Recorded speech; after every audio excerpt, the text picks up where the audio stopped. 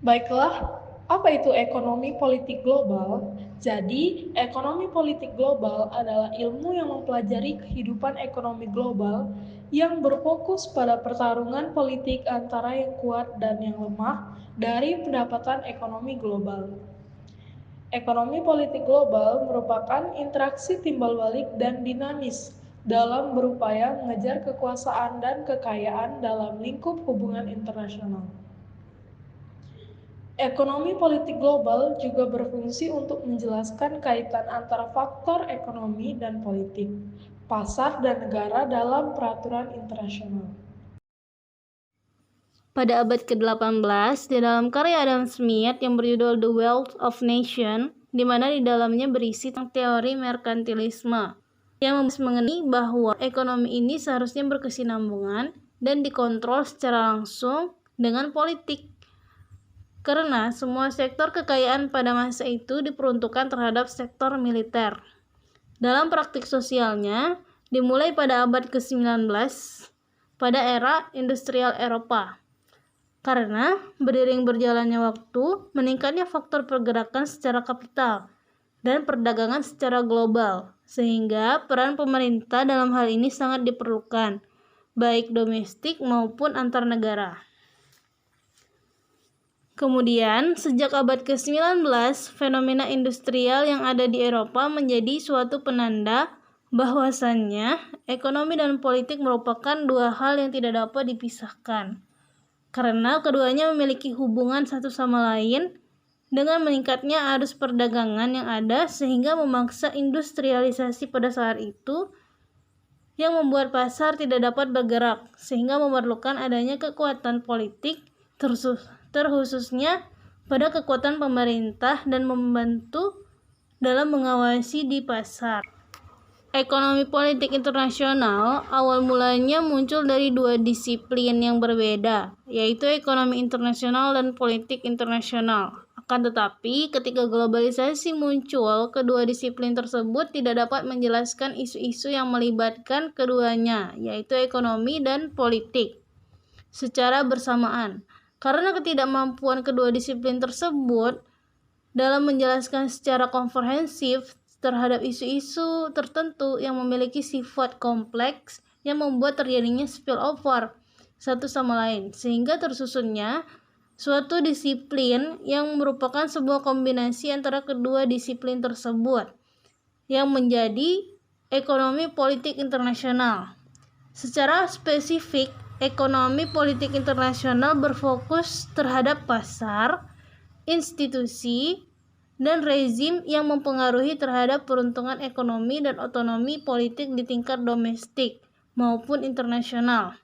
Dengan meningkatnya isu yang terjadi di globalisasi, maka kedua hal ini, yaitu ekonomi dan politik, dapat disatukan. Bahkan sampai saat ini tidak dapat dipisahkan. Pasca Perang Dingin, isu keamanan yang berubah dari high politic issues ke low politic issues menjadikan konstelasi tiap negara berbeda-beda dalam menanggapi perubahan tersebut. Barry Buzan menegaskan bahwa konsep keamanan mengalami pergeseran isu-isu keamanan tradisional menuju pada isu keamanan non-tradisional, terutama pada people-oriented, yang berkembang menjadi multidimensional seperti ekonomi, sosial, dan lingkungan yang berkaitan dan tidak terpisahkan satu sama lain. Barry Buzan menyatakan terdapat 5 dimensi yang saling terkait, yakni military, political, economic, societal, and environmental. Permasalahan keamanan saat ini lebih kompleks, tidak hanya terbatas pada persaingan kekuatan negara besar dunia, namun telah melewati kehidupan berbangsa di seluruh dunia melalui pesatnya globalisasi ditandai dengan perkembangan teknologi dan informasi, integrasi dunia dalam ekonomi dan meningkatnya intensitas hubungan antar negara dalam dunia ekonomi, politik, serta sosial yang memunculkan masalah-masalah keamanan baru yang lebih langsung mempengaruhi keamanan nasional, yakni isu ancaman keamanan baru non-tradisional atau non-traditional security issues, terutama menyangkut human security. Ekonomi menjadi salah satu aspek yang penting dalam keamanan manusia. Pasca berakhirnya Perang Dingin, fokus negara-negara di dunia ini tidak lagi menghadapi peningkatan kekuatan militer untuk menghadapi ancaman dari negara lain, melainkan lebih kepada peningkatan perekonomian negara di mana persaingan dunia mulai beralih dari militer ke ekonomi. keamanan ekonomi menjadi sangat penting seperti yang telah disampaikan oleh Sheila Aronis dalam pengantar buku Economic Security, Neglected Dimension of National Security, yang menyebutkan bahwa keamanan ekonomi merupakan salah satu elemen utama dalam keamanan nasional. Saat berbicara mengenai keamanan nasional, kita tidak bisa melepaskan diri dari kemampuan ekonomi suatu negara.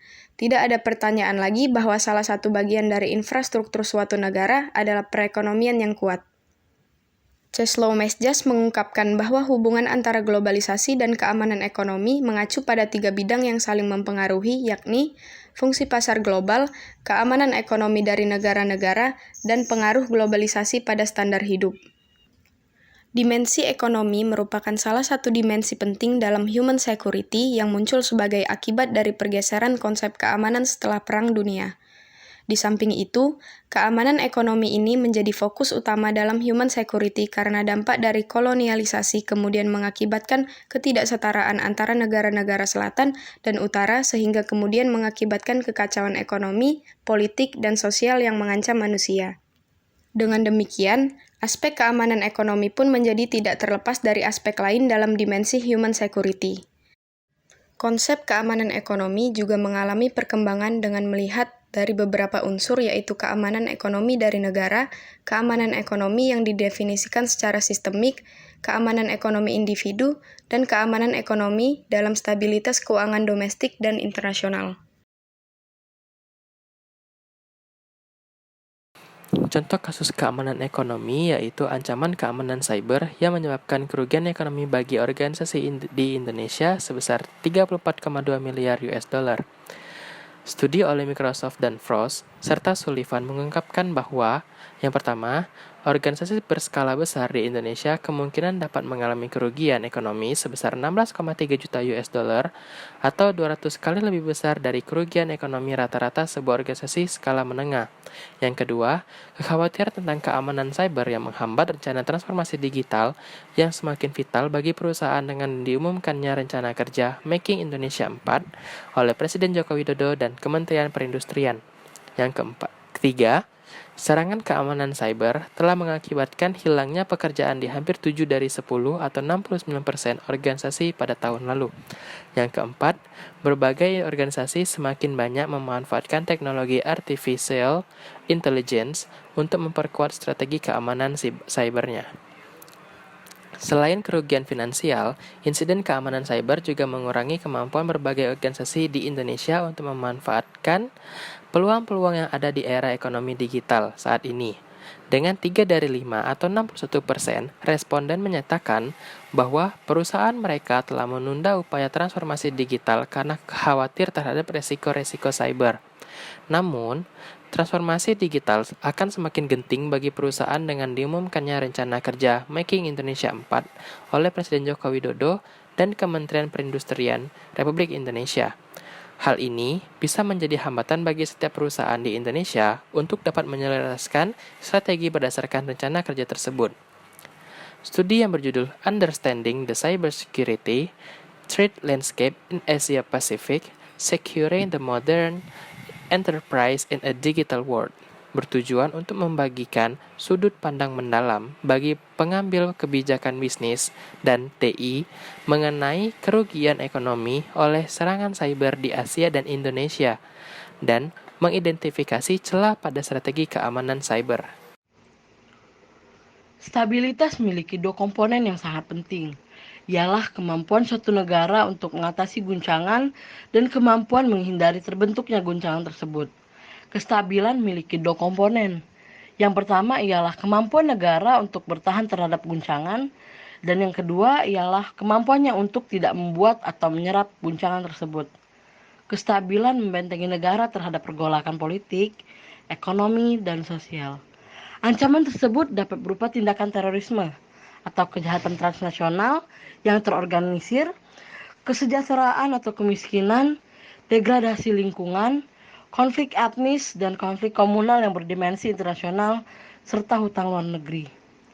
Ancaman cyber utama dan celah dalam strategi keamanan cyber organisasi-organisasi di Indonesia, meskipun serangan cyber tingkat tinggi seperti ransomware telah menarik perhatian dari banyak perusahaan, Studi tersebut menemukan bahwa bagi perusahaan yang telah mengalami serangan keamanan cyber, eksfiltrasi data merupakan kekhawatiran terbesar karena memiliki dampak yang sangat fatal dengan waktu perbaikan yang paling lama.